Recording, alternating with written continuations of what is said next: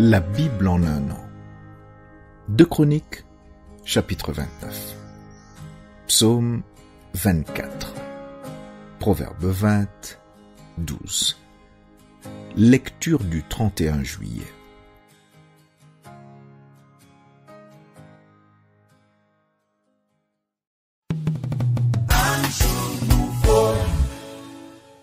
Romains, chapitre 14.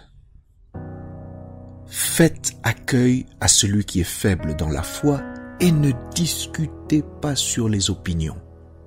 Tel croit pouvoir manger de tout, tel autre qui est faible ne mange que des légumes. Que celui qui mange ne méprise point celui qui ne mange pas, et que celui qui ne mange pas ne juge point celui qui mange, car Dieu l'a accueilli.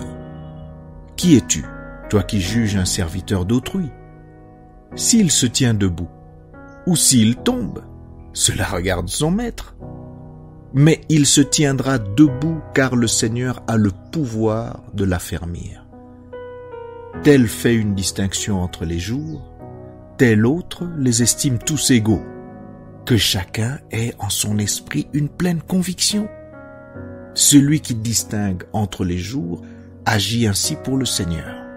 Celui qui mange, c'est pour le Seigneur qu'il mange, car il rend grâce à Dieu. Celui qui ne mange pas, c'est pour le Seigneur qu'il ne mange pas, et il rend grâce à Dieu. En effet, nul de nous ne vit pour lui-même, et nul ne meurt pour lui-même. Car si nous vivons pour le Seigneur. Et si nous mourrons pour le Seigneur. Soit donc que nous vivions, soit que nous mourions, nous sommes au Seigneur. Car Christ est mort et il a vécu afin de dominer sur les morts et sur les vivants.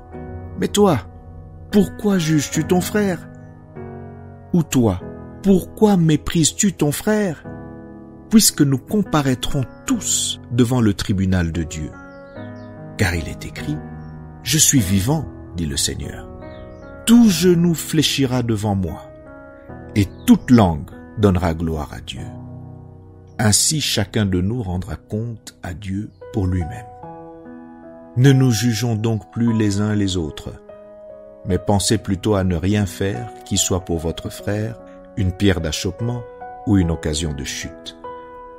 Je sais, et je suis persuadé par le Seigneur Jésus, que rien n'est impur en soi, et qu'une chose n'est impure que pour celui qui la croit impure.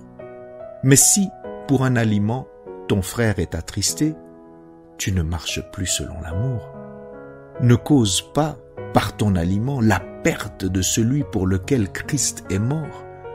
Que votre privilège ne soit pas un sujet de calomnie, car le royaume de Dieu, ce n'est pas le manger et le boire, mais la justice, la paix et la joie par le Saint-Esprit. Celui qui sert Christ de cette manière est agréable à Dieu et approuvé des hommes. Ainsi donc, recherchons ce qui contribue à la paix et à l'édification mutuelle. Pour un aliment, ne détruis pas l'œuvre de Dieu. À la vérité, toutes choses sont pures, mais il est mal à l'homme quand il mange de devenir une pierre d'achoppement. Il est bien de ne pas manger de viande, de ne pas boire de vin et de s'abstenir de ce qui peut être pour ton frère une occasion de chute, de scandale ou de faiblesse. Cette foi que tu as, garde-la pour toi devant Dieu. Heureux celui qui ne se condamne pas lui-même dans ce qu'il approuve. Mais celui qui a des doutes au sujet de ce qu'il mange est condamné parce qu'il n'agit pas par conviction. Tout ce qui n'est pas le produit d'une conviction est péché.